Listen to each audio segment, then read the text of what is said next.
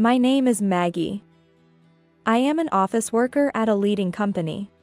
One day, I met a man named Scott and started dating him, eventually accepting his proposal and getting married. I thought marrying him, who seemed mentally stable, might lead to a happy marriage, but later realized it was a big mistake. The first time I met Scott was at a matchmaking event organized by the company I work for. Although anyone who was single and an ordinary person could attend, I decided to go too. Honestly, I wasn't very enthusiastic about attending such events, but because my company was hosting it, I was persuaded to attend, with the suggestion that it might lead to a good encounter. Scott and I naturally started talking as we were seated close to each other.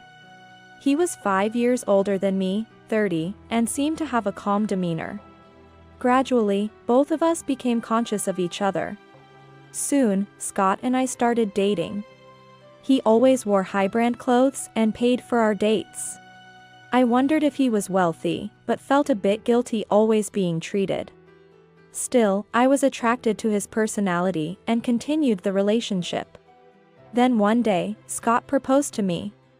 I had no intention of marrying for wealth, but I liked the kind Scott and accepted his proposal.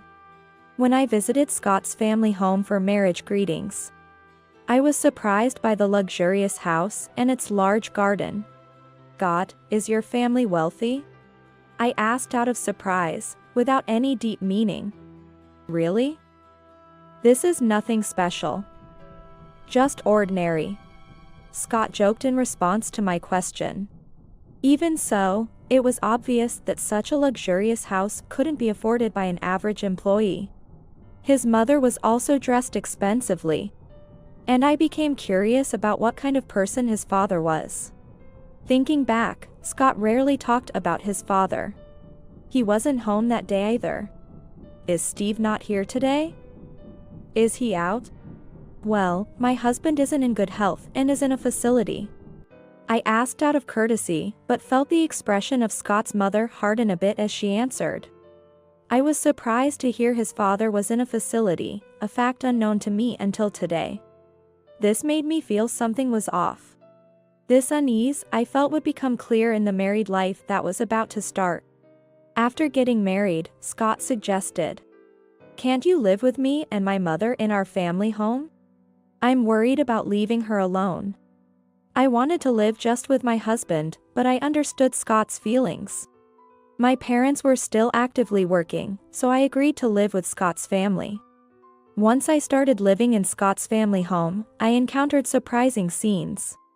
On the day of the move, the house was more cluttered than when I first visited. Laundry piled up for days, and it seemed cleaning wasn't done. Perhaps Scott's mother was too busy to manage household chores. I decided not to mind it. But first, I had something to tell Scott. We're a couple now, so I'll also pay for living expenses. I always felt guilty for being treated during our dating.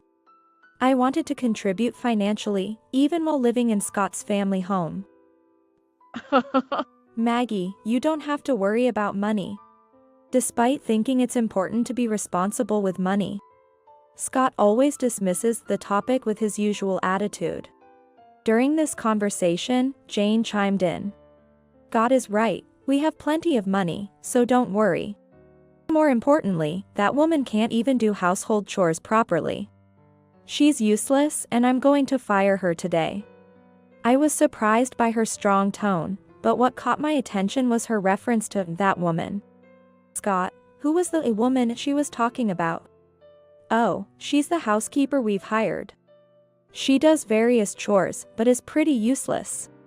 She's coming this afternoon, but Mom probably plans to fire her today." Hearing this, I thought, the house is big. But is it necessary to have a housekeeper? Jane doesn't seem to work. She could do the chores herself. Of course, I couldn't say this out loud.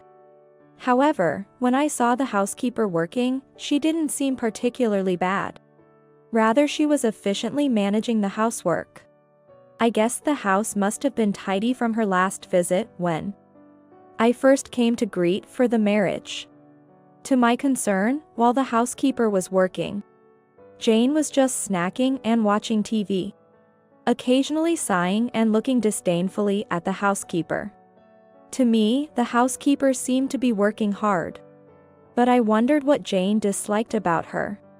Moreover, after the housekeeper finished her day's work, Jane said to her, "Why are you always so slow? You're fired as of today. Here, your last pay. Don't come back tomorrow."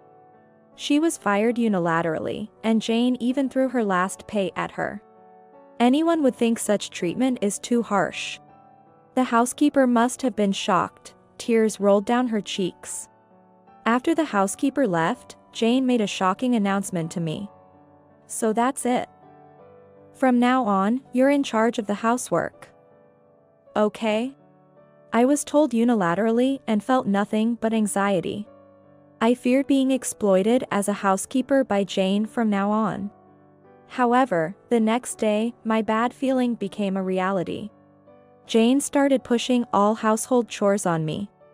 Cooking 3 meals, laundry, cleaning everyone's rooms, and even gardening. But I have work during the day. When I mentioned this to Jane, she said, Just do it after returning home. You can prepare lunch in the morning. You can do that much, right?" Scott heard this, but did not intervene, showing an expression as if it was all obvious. At first, I thought it was a joke, but Jane was serious. Thus, I began a daily struggle to balance work and housework, while Jane continued to live freely, doing nothing. She went for luxurious hotel buffet lunches with friends, a lifestyle far from ordinary. Scott drove around in a luxury car. I couldn't help but wonder how they could afford such an extravagant lifestyle. Even if Scott earned a good salary, such lavish living by the mother and son was unlikely. Then I remembered Scott's father, whom I had never met. I hadn't greeted him since marrying, and being family, I wanted to meet and talk to him. I asked Scott where his father was staying. He replied indifferently, "What are you going to do by meeting my dad? It's pointless." Still, I felt it was polite to meet him at least once as a family. So, without telling Scott or Jane, I decided to visit Steve's facility. When I met Steve, he was quite surprised. Understandably, no one expects their son's wife to visit suddenly.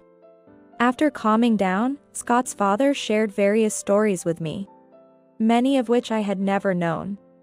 Steve's father used to run a small shop, supporting the family's livelihood. However, when he suddenly fell ill, young Steve had to take over the shop. Steve was gifted in business and thought that just running the shop wouldn't suffice for future survival. He believed in expanding the business, even going into debt to start managing restaurants and recycling shops. This venture turned out to be a huge success, providing a stable and significant income. Now it made sense. The extravagant lifestyle of Jane and Scott was thanks to Steve's earnings. Hearing this story from Steve, I felt a sense of kinship. This was because my own father also ran a business when he was young. Perhaps my father had foresight too, predicting the upcoming era of IT, which wasn't common back then. He studied computers diligently. He opened a shop dealing with computer peripherals and repairs, which turned out to be a hit, ensuring a comfortable life for my family. Although not as profitable as Steve's ventures, I felt compelled to share my feelings honestly with him. "You've put in so much effort to expand your business to this extent. It's truly amazing." Steve, blushing with a shy smile, responded, No, it's all thanks to my father. He laid the foundation of the business, which is why we have this life now." It was clear that Steve held deep respect for his own father. I felt the same pride for my father. As I continued talking with Steve, I grew to cherish him more. Afterward, I frequently visited the facility where Steve resided. Then, one day, he expressed his discontent. "I'm really glad to have a daughter-in-law like Maggie. Those two hardly ever visit me. Moreover, they are reckless with money, blinded by greed. I never wanted to entrust them with the money. Hearing this, I remembered the discomfort I felt about Scott and Jane's lavish lifestyle. They were recklessly spending Steve's money and exploiting people. I thought of them as despicable. After a period of silence, Steve spoke again. "I'll be passing away soon. I'm so glad I met you before that." This was because he had heard from his primary doctor at the facility about his limited time left. My eyes blurred with tears as I looked at him. Upon returning to the family home, the extravagant lifestyle of the two continued unchanged. In fact, since I started living with them, their attitudes seemed to grow even worse. I felt compelled to discuss Steve with them. So, I asked, "Why don't you visit your father, Scott? No need to go to that old man's place. It's none of your business, so don't interfere." Scott suddenly lashed out with venom. "Really, Maggie, what are you talking about? We tolerated that overly serious man. Of course, we married him for his money. Without it, he's just an annoying old man. Scott is right, it's none of your business. Don't meddle anymore, it's unpleasant." Jane's words were just as harsh. My anger reached its peak. Despite Steve's hardships providing for their current lifestyle, they spent his money carelessly and said such horrible things. At that moment, I vowed in my heart to fully support Steve. A few weeks after this incident, sad news arrived. Steve had passed away. Although I was prepared for such news eventually, the reality of it brought unstoppable tears. In response, Scott and his mother didn't seem sad about the passing of Steve. Instead, they appeared to be almost happy. I overheard their conversation. It seems that Steve left a fortune of $4 million. And they were acting as if it was already theirs. Such despicable people, consumed by greed. They didn't mourn Steve's death but were excited about the inheritance. Completely carried away, the two were saying things like, "Now we can live even better, Scott, and great. I'll quit my job too." Then Jane said something shocking. "Well, it's a hassle, but we should at least hold a funeral. Once that's over, the inheritance is ours," she laughed. Then, turning to me, "Oh, that's right, Maggie. You don't need to come to the funeral. You're an outsider. Please don't get involved with us anymore." It felt like she was saying, "There's no inheritance for you." There were no words beyond a demon or a devil to describe them. I realized I couldn't stay in that house any longer. I had already made up my mind. A few days ago, when I visited Steve, he had mentioned his time was near. I knew I might not be able to see him again. While he still had strength, I had spoken with him as much as possible and said my goodbyes. So, I calmly replied to Jane, "Understood. I won't attend the funeral."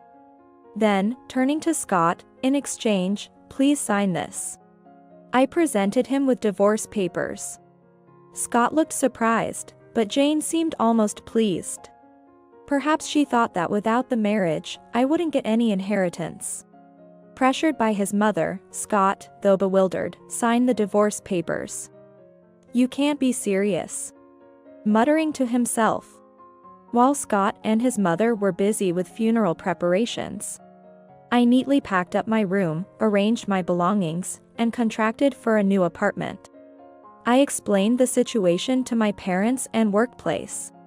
And by the time Steve's funeral was over, I had already left the family home.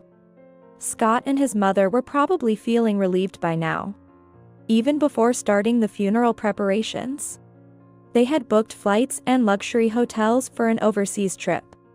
However, they couldn't imagine the retribution that awaited them. It started the day after I left the family home. I received a call from Jane.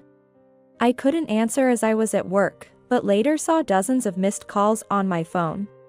I continued to ignore calls from Jane. I didn't want to answer, knowing what she would say. When Jane's calls went unanswered, Scott started calling persistently. They were in a serious predicament. But it was too late. Steve had completely disowned them. I continued not to answer their calls. However, knowing them, I anticipated they might contact my workplace or my parents. But I had already planned for this.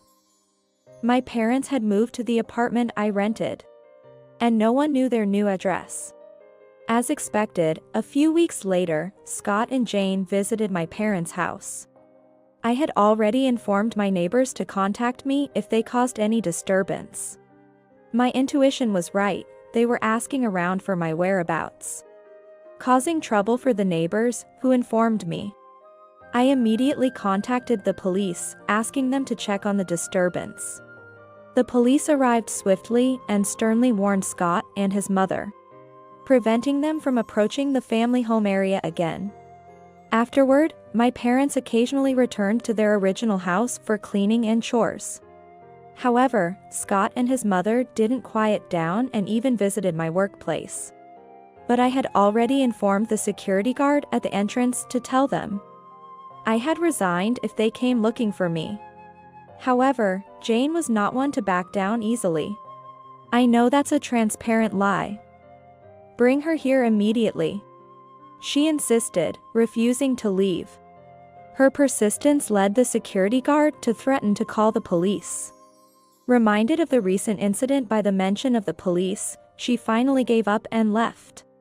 The relentless pair continued to search for me.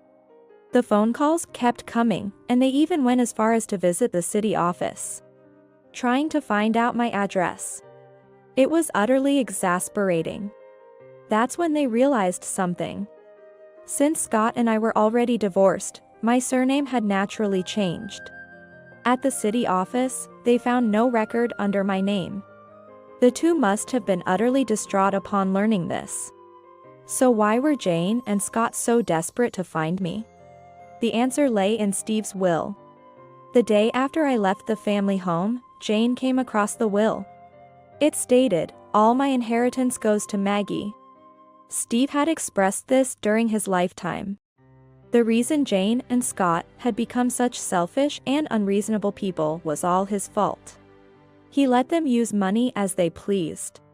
Furthermore, they treated him poorly, rejoiced when he entered the facility, and never visited. Why should he leave his inheritance to such people, even if they were family? Thus, Steve decided to leave all his inheritance to me, who had cared for him. Naturally, this meant Jane and Scott wouldn't receive a penny. The inheritance included the family home, making it my property. However, I didn't need Steve's lands or properties. I decided to sell them immediately. This was something I had discussed with Steve while he was alive, and had already arranged with a real estate agent. Therefore, Jane and Scott had to leave the family home. Scott, having quit his job in anticipation of the inheritance, was now unemployed. His work attitude had always been problematic, so the company readily accepted his resignation. The two, who had been excited about receiving $4 million, found themselves getting nothing, plummeting from heaven to hell. They couldn't go on their planned overseas trip, and had to pay cancellation fees for the booked flights and luxury hotels. That's why they were desperately looking for me. A year passed, and they seemed to have finally given up calling. Rumor has it that Jane and Scott now live in an old, dirty apartment without a bath, barely making ends meet with day jobs. The two, who never appreciated Steve's hard work and recklessly spent his money, hopefully learned a valuable lesson. They should work honestly and reform their lives. As for me, I decided to donate the entire inheritance to charity.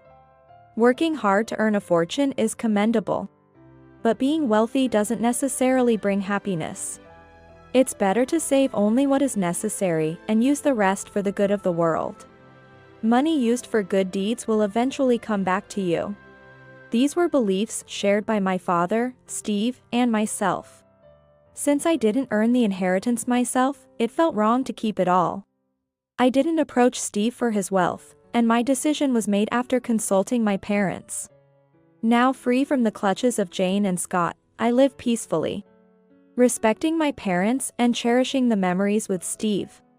I intend to continue living positively, holding these values dear.